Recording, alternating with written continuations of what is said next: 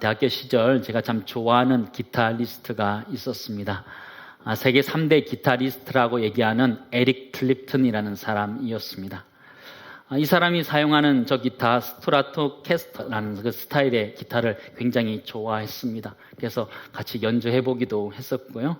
이 에릭 클립튼이라는 이 사람에게 4살짜리 코너라는 아들이 있었습니다. 근데 어느 날 뉴욕의 높은 아파트 53층에서 창문으로 떨어져서 이 아이가 죽게 됩니다. 너무나 큰 상심을 부부가 하게 되면서 어려운 시간들을 보내게 되는데, 아이가 자신에게 남겼던 마지막 편지에 사랑해요라는 그 글에 답하기 위해서 곡을 하나 쓰게 됩니다. 그 곡이 바로 Tears in Heaven이라는 곡입니다. 천국에서의 눈물이라는 제목인데요. 잠깐 한번 들어보시기 바랍니다. 죽은 자신의 아들을 그리워하면서 천국에서 만나면 자신을 알 수 있을까 하는 이런 내용의 가사인데요. 가사를 보면 이렇게 되어 있습니다. 내 이름을 알 수 있겠니? 내가 너를 천국에서 본다면. 예전과 같을 수 있을까? 내가 너를 천국에서 본다면. 나는 강해져야 해. 살아있는 자신에게 얘기하는 거지요. 그리고 계속 살아가야겠지. 나는 여기 천국에 속한 사람이 아니니까. 맨 마지막 가사는 이렇게 되어 있습니다. 저 문 너머에는 분명 평화가 있을 거라고 난 확신해. 그리고 그곳 천국에서 더 이상 눈물 흘릴 일은 없을 거야. 수많은 사람들이 이 곡을 통해서 위로와 격려를 많이 받았습니다. 특별히 자녀를 잃은 가정마다 이 노래를 통해서 참 많이 위로를 받았습니다. Tears in Heaven, 천국에는 눈물이 없다라는 그 가사 제목대로 우리 마음속에 이 tears, 눈물이라는 것은 고통이라는 것을 우리는 잘 알고 있습니다. 고통이라는 것은 볼 수 없는 것입니다. 그러나 눈물이라는 것은 그 고통을 가늠할 수 있게 하는 도구이기도 합니다. 그래서 저는 눈물은 보이지 않는 고통에 저는 보이는 결정체이다, 이렇게 이름을 붙여보고 싶습니다. 눈물이라는 것은 보이지 않는 고통을 보여주는 그 결정체가 눈물이다, 그렇게 생각을 해보게 되는데요.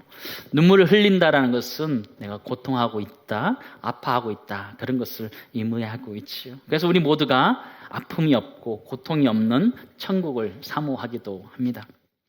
이스라엘 예루살렘에 가면 예수 눈물교회가 있습니다. 사진을 한번 보여주시죠. 저렇게 생긴 교회인데요. 저 위에 보시면 내 기둥에 이렇게 유리병 모양, 항아리 모양의 눈물병이 이렇게 날려져 있습니다. 누가복음 19장 41절에 보면 예수님께서 예루살렘에 가까이 이르러 그 도시에 내려다 보시고 눈물을 흘리셨다, 이렇게 표현인데, 그 장면을 기념하는 교회가 그곳에 세워져 있습니다. 고대 이스라엘에는 슬프고 눈물이 날 때 그 눈물을 모으는 그 눈물병이 있었습니다. 아주 얇은 유리로 되어 있는데요. 한 7, 8cm 되는 유리병이고요. 큰 것은 한 20cm 정도 되었다, 이렇게 알려져 있습니다. 힘들고 어려울 때, 또 눈물이 날 때 그 눈물을 그 눈물병에 모았다라고 알려져 있고요. 내가 아는 사람이 슬퍼하고 아픈 일이 있을 때 그것을 가지고 함께 가서 그 자리에서 울고 눈물병에 눈물을 담기도 했고요. 자신이 죽었을 때에 함께 그 눈물병을 매장하기도 했다는 것으로 알려져 있습니다. 다윗도 자신이 힘들고 어려울 때에 주님 앞에 이렇게 기도한 적이 있습니다. 시편 56편 8절 말씀 보시기 바랍니다. 나의 유리함을 주께서 계수하셨사오니 나의 눈물을 주의 병에 담으소서. 다윗이라는 사람도 자신의 눈물을 주의 병에 담아달라고 그렇게 이야기하고 있는 장면을 보게 되지요. 예수 눈물교회의 내부로 들어가서 이렇게 밖을 쳐다보면 이런 장면이 보여지게 됩니다. 내부 사진을 한번 보여주시죠. 내부에서 밖을 보면 저렇게 보이는데요. 예루살렘을 바라보고 있으면 저기 황금색 돔으로 생긴 예루살렘 성전이 정면에 보여지게 됩니다. 예수님이 저곳에서 눈물을 흘리셨다라고 해서 저렇게 기념교회가 세워져 있는 것인데요.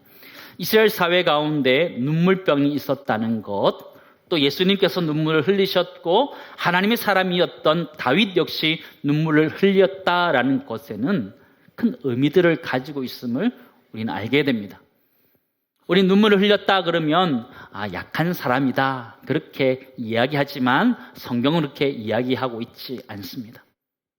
눈물은 하나님의 사람들이 흘릴 수 있는 것이라는 것을 우리는 잘 알고 이 눈물이 영성이라는 관점에서 함께 살펴보기를 원합니다. 우리는 언제 눈물을 흘리나요? 한번 생각해 보시기 바랍니다. 여러분 언제 눈물을 흘리시나요? 첫 번째, 아플 때 눈물을 흘립니다. 그렇죠? 아플 때 눈물을 흘려요. 아이들을 처음 소아과 데려가서 주사를 맞출 때 아이들 주사가 모를 때 그냥 가만히 있죠. 그러다가 주사 바늘이 딱 들어가면 그때부터 울기 시작합니다. 세상 떠나가도록 울기 시작합니다. 아픔이란 것이 있을 때 울기 시작하고 우는 것이 우리의 본성이기도 하지요. 그런데 이 아픔이라는 이 눈물이 왜 영성이 될 수 있느냐? 아픔의 눈물이 왜 영성이 될 수 있느냐? 그것을 통해서 하나님을 더 알아가고 더 깊이 알아가기 때문입니다. 시편 119편 71절 말씀 보시기 바랍니다. 고난당하는 것이 내게 유익이라 이로 말미암아 내가 주의 율례들을 배우게 되었나이다. 고통당하는 것이 참 힘들고 어려운 것이지만 그것을 통해서 주의 율례를 배워가고 하나님 알아간다면 우리 인생의 그 아픔의 눈물이라는 것이 영성이 될 수 있다는 것을 우리는 보게 되지요. 또한 예수 그리스도의 십자가의 고난을 묵상하는 도구가 된다면 우리 인생의 아픔이라는 것, 아픔의 눈물이라는 것이 영성이 된다는 것을 우리는 잘 알게 됩니다. 우리들 가운데 항암 투병을 하시는 분들이 제법 많이 있습니다. 그분들을 한번 만나서 이야기를 한번 들어보시기 바랍니다. 참 하나님 앞에 열심히 살기 위해서 기도 많이 하시고 열심히 노력하시고 어떤 의미에서 참 깨끗하게 우리보다 훨씬 더 깨끗하게 그 삶들을 살아내고 있는 모습을 우리는 잘 보게 됩니다. 아플 때 눈물을 흘리지만 그 눈물로 말미암아서 하나님께 더 가까이 나아가고 있고 더 깨끗해지고 있는, 더 거룩해지고 있는 그들의 모습을 우리는 보게 될 때가 있습니다. 몇 년 전 교회 오빠 이관희라는 제목의 책, 또 영화, 또 다큐도 이렇게 나오게 되었었습니다. 책의 내용을 좀 잠깐 설명하려고 하는데요. 이 이관희 씨라는 이분은 1979년생입니다. 아내와 오랫동안 사귀다가 결혼해서 3년 만에 딸 아이를 낳게 됩니다. 딸을 낳고 얼마 되지 않아서 자신이 이관희 씨가 대장암 4기라는 것을 발견하게 됩니다. 너무너무 충격적인 일이지요. 그런데 3개월이 지나지 않아서 이관희 씨의 어머니가 너무 낙심하고 좌절한 나머지 목숨을 끊는 일이 있게 되었습니다. 남아있는 가족들이 그것을 감당하기 너무너무 어려운 시절이었지요. 근데 또 4개월이 지났을 때 이 오은주 씨가 혈액암 4기라는 것을 발견하게 됩니다. 부부가 함께 투병 생활하는 이야기들이 잘 기록되어져 있었습니다. 참 어려운 시절들을 겪어낸 것들이 책에도 나와 있었는데요. 읽어보면 읽어볼수록 참 하나님 앞에서 발버둥 치면서 아픔의 눈물을 흘리면서도 신앙을 지킨 사람들이구나라는 것을 알 수 있었습니다. 이 책을 함께 썼던 이호경 PD라는 분은요, 크리스찬이 아니었습니다. 그럼에도 불구하고 그들을 보면서 욥이라는 사람을 깨닫게 되고 그들이 정말 욥처럼 신실하게 하나님 앞에 살았다라는 것을 증거해 주었습니다. 책에는 이렇게 기록되어 있었습니다. 고난 때문에 하나님에게서 멀어지는 자가 아니라 고난을 통해서 하나님께 나아가는 자의 삶을 산다면 이라고 하면서 그렇게 살아간 사람의 이야기를 보았다라고 그는 기록해 주고 있었습니다. 우리 여기서 정리하고 싶은 것은요, 아픔의 눈물이라는 것은 하나님을 알아가는 결정체라는 것이에요. 우리가 인생의 여러 가지 아픔과 고통의 눈물들을 가지고 살아갈 때 그 아픔의 눈물들은 하나님을 더욱더 깊이 알아가게 하는 결정체라는 것이에요. 그리고 그 아픔의 눈물이 영성이 될 수 있는 이유는 하나님을 더 깊이 알아가기 때문이죠. 그 아픔을 통해서 하나님의 넓이와 길이와 높이와 깊이를 알아가기 때문에 그것을 영성이다라고 말할 수 있습니다. 우리는 인생을 살아가면서 아픔의 눈물을 흘릴 때가 있습니다. 그때 하나님을 깊이 만날 수 있고 또 그 아픔의 그 눈물을 통해서 예수 그리스도의 그 십자가 사건을 통해 주시는 그 은혜를 깊이 경험하기도 하지요. 그러므로 아픔의 눈물이라는 것이 약한 자의 눈물이 아니라 내가 하나님을 찾아가게 하는 영성이라는 것을 우리는 발견하게 됩니다. 우리 모두에게 그런 영성이 있기를 주님은 축원합니다.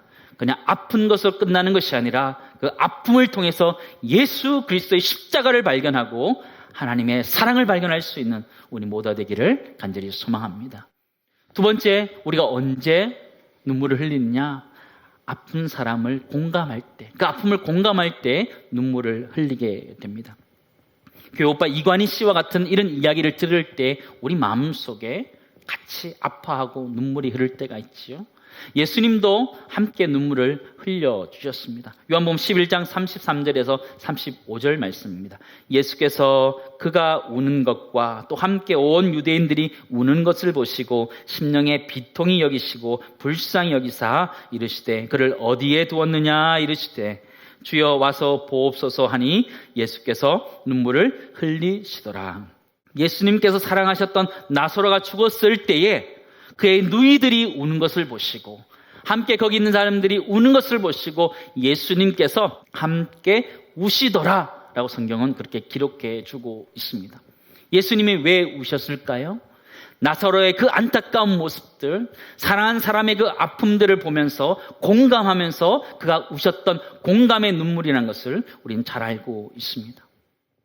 오늘 우리 읽었던 예레미야서 본문으로 돌아오면 눈물의 선지자라고 알려진 예레미야의 모습이 등장하고 있습니다. 이 예레미야는 자신의 죄 때문에 울었던 사람이 아니라 이스라엘의 범죄함 때문에 거짓 선지자들 때문에 안타까움 가운데 울었던 사람이라는 것을 우리는 압니다. 예레미야 14장 13절 말씀 보시기 바랍니다. 거짓 선지자들의 모습 때문에 안타까워하고 있는 예레미야의 모습입니다. 이에 내가 말하되 슬프도소이다 주 여호와여 보시옵소서. 선지자들이 거짓 선지자를 의미합니다. 그들에게 이르기를 너희가 칼을 보지 아니하겠고 기근은 너에게 이르지 아니할 것이라 내가 이곳에서 너희에게 확실한 평강을 주리라 하나이다. 이스라엘이 범죄했는데 거짓 선지자들이 무엇이라 이야기하면 너희는 그렇게 심판을 받지 아니할 것이고 편안할 것이다. 거짓을 이야기할 때에 이 애끓는 마음을 가지고 하나님의 심정을 공감하면서 예레미야가 안타까워하고 기도하고 있는 모습을 우리는 보게 됩니다. 예레미야 14장 17절 말씀 보시기 바랍니다. 너는 이 말로 그들에게 이르라 내 눈이 밤낮으로 그치지 아니하고 눈물을 흘리니 이는 처녀딸 내 백성이 큰 파멸 중한 상처로 말미암아 망함이라. 하나님께서 안타까운 마음으로 울고 있고 그 눈물의 그 모습을 보면서 함께 울면서 간구하고 있는 예레미야의 모습이 잘 표현되어져 있습니다. 함께 공감하면서 눈물 흘리고 있는 모습을 우리는 보게 됩니다. 우리도 다른 사람의 아픔을 보면서 함께 공감할 때 우리도 눈물을 흘립니다.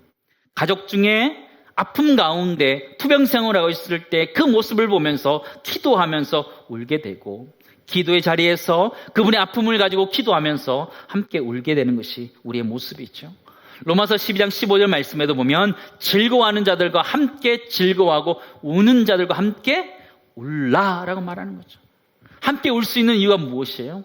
공감하기 때문에 그들의 아픔과 그들의 형편과 그들의 상황을 내가 공감하기 때문에 운 것, 그것이 영성이라는 것이에요. 그 영성이 될 수 있는 이유가 무엇일까요? 예수님이 그렇게 하셨기 때문에 예수님 모습을 닮아가는 것이기 때문에 그것이 영성이라서 말할 수 있는 거예요.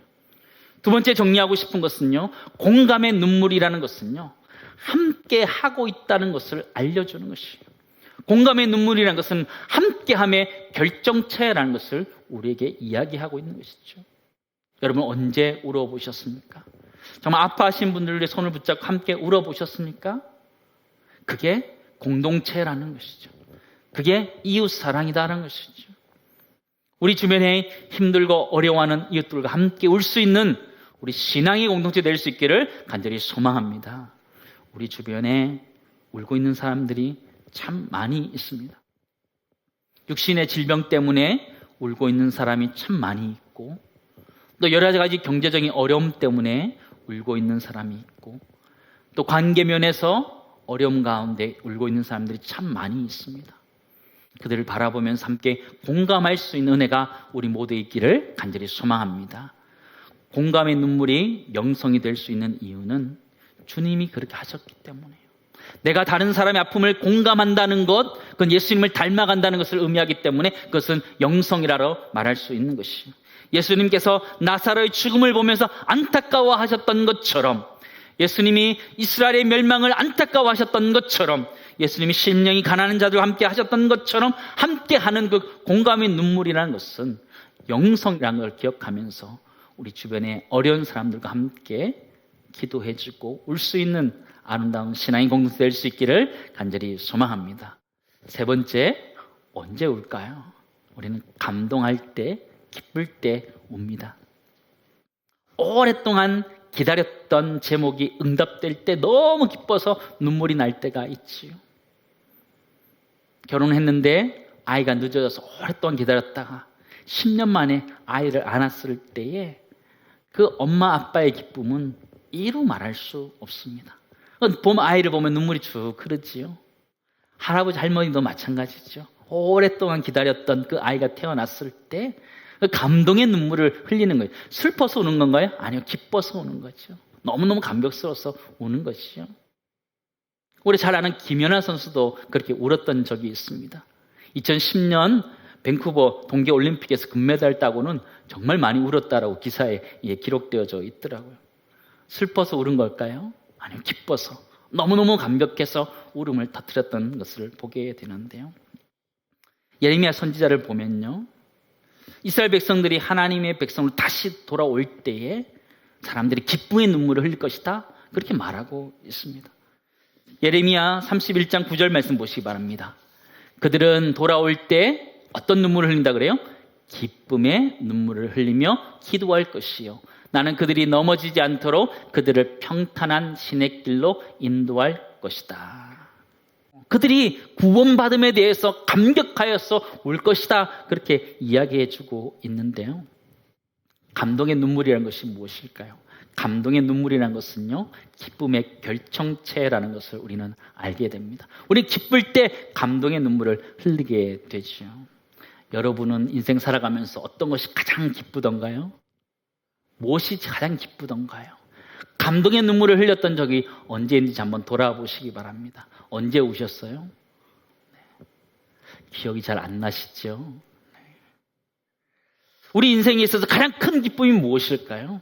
그것은 바로 내가 예수 그리스도 안에서 구원받았다라는 것, 구원의 감격이 가장 큰 감동인 줄 믿습니다. 하나님의 자녀가 아니던 사람이 하나님의 자녀가 된 것, 그것이 가장 큰 구원의 감격이라는 것이에요. 죄인 되었던 우리가 의인으로 칭함받은 것, 그것이 가장 큰 구원의 감격이라는 것이죠. 근데 우리 살아가면서 그것을 너무나 많이 잊어버리고 살아가고 있습니다. 찬송가 257장 3절 가서 보면 이렇게 되어 있습니다. 나 같은 죄인이 용서받은 것, 그것이 구원의 감격이죠. 주 앞에 옳담 얻은 것, 그것이 구원의 감격이죠. 예수의 피로 속죄 받은 것, 그것이 구원의 감격이죠. 그게 가장 큰 기쁨 될 수 있기를 주님을 축원합니다. 우리 인생에 있어서 그것이 가장 큰 기쁨이라는 거예요. 그게 감동하고 감격해야 된다는 것이에요. 근데 우리 살아가면서 너무나 많이 잊어버리고 살아가고 있습니다. 구원이라는 것이 이미 정해져 있으니까 나머지 것들은 별로 이렇게 기쁘지 않은 것 같아요. 구원받았다는 것에 대해서 별로 기쁘지 않은 것 같아요. 그 정도 기쁨인가요? 우리가 얻은 기쁨이 그 정도 기뻐하는, 잠시 기뻐하고 많을 수 있는 그런 기쁨인가요? 그렇지 않지요. 우리가 얻은 기쁨은요, 항상 기뻐할 수 있는 참된 기쁨인 줄 믿습니다. 근데 왜 인상 쓰고 살까요? 우리가 왜 인상 쓰고 살까요? 우리 자주 살아가면서 구원의 감격을 잊어버리는 거예요. 내가 하나님의 자녀가 되었다는 것, 저 하나님의 나라가 나의 것이라는 걸 잊어버리기 때문에 자꾸 울게 되는 것이죠. 우리 인생 살아가면서 그 구원의 감격들을 회복해 갈 수 있기를 간절히 소망합니다. 우리 감동할 때 눈물을 흘리게 되는데 그게 영성으로 연결될 수 있는 이유가 무엇이냐면 우리가 구원의 감격을 소유할 때 그게 영성이 될 수 있는 것입니다. 내 안에 그 구원의 감격이 살아서 넘칠 때에 그것은 영성이 될 수 있어요. 그 구원의 감격 때문에 내가 눈물을 흘릴 때 그 눈물은 영성이 될 수 있어요. 왜냐하면 그 구원의 감격을 내가 누릴 수 있기 때문인 줄 믿습니다. 우리 모두가 그 구원의 감격을 누릴 수 있기를 간절히 소망합니다. 마지막 네 번째, 우리는 뉘우칠 때 눈물을 흘리게 됩니다. 잘못했을 때 아이들이 눈물을 흘릴 때도 있지요. 우리가 하나님 앞에 잘못했을 때, 또 뉘우치고 회개할 때에 우리가 눈물을 흘리게 됩니다. 히스기야 왕도 그렇게 눈물을 흘렸습니다. 이사야 38장 5절 말씀 보시면, 너는 가서 히스기야에게 이르기를 내 조상 다윗의 하나님 여호와께서 이같이 말씀하시기를 내가 내 기도를 들었고 내 눈물을 보았노라. 내가 내 수완을 15년을 더하고 너와 이 성을 아수르 왕의 손에서 건져내겠고 내가 또 이 성을 보호하리라. 히스기야 왕은 죽을 것이다라는 선고를 받습니다. 그때 하나님 앞에 벽을 향하여서 기도합니다. 자신의 죄악들을 용서해달라고 기도하고 눈물을 흘리면서 기도하면, 그때 하나님께서 뭐라고 말씀하시면 내 기도를 들었고 내 눈물을 보았다. 그가 눈물로 기도하였을 때에, 회개하였을 때에 하나님 그를 다시 살려주시는 회복의 은혜를 주셨던 것을 우리는 기억하고 있습니다. 우리가 하나님 앞에 엎드려서 자복하여 회개의 눈물을 흘릴 때 하나님 우리 인생을 회복시켜 주실 줄 믿습니다. 우리 인생은 그렇게 회복되어져 가는 것이죠. 누가복음 18장 말씀 보시면 바리새인과 세리가 기도하는 장면이 나옵니다. 바리새인은 그렇게 기도합니다. 나는 세리와 같지 않음을 감사합니다. 그렇게 기도합니다. 얼마나 그의 삶을 잘 살았는지를 그가 잘 이야기하지요. 또 그렇게 기도합니다. 토색과 불의와 간음을 하지 않음을 하나님 감사합니다. 그렇게 기도합니다. 세리와 같지 않음을 감사합니다. 그렇게 기도합니다. 그러나 주님이 그 기도를 받지 아니하시고 기뻐하지 아니하시고 세리의 기도를 칭찬하고 있음을 보게 됩니다. 세리가 어떻게 기도했는지 한번 보시기 바랍니다.